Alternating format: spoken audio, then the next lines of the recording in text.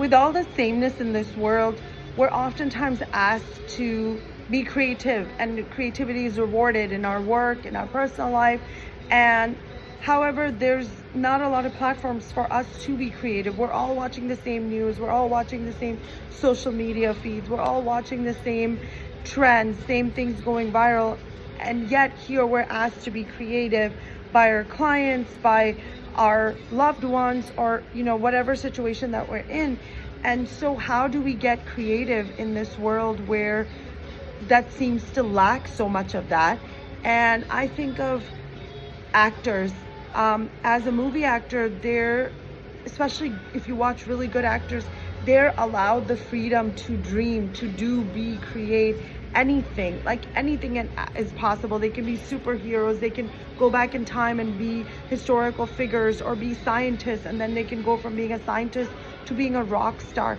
Like there is no rhyme or reason, there's no justification of, there's all defiance of the laws of physics, and they can do all of this. Like when we were kids, we dreamt and we did all these things when we were kids, but we lose that as we get older. And if we're asked, and because of actors are allowed to do that, they end up creating these masterpieces, and as a result of that are rewarded immensely for that. And so if you're in a profession that is not necessarily allowing you room for that, I would suggest, which this is what I do for myself, is I take 10 minutes out of the day and I allow myself to dream without limitations. I allow myself true ultimate freedom, otherworldly kind of freedom, where anything is possible. I can do anything, I can be anything, I can create. And I just write. I write without prejudice. I write without thinking, is that possible? Can I do that? I write without the part of my brain that tells me I can't do it.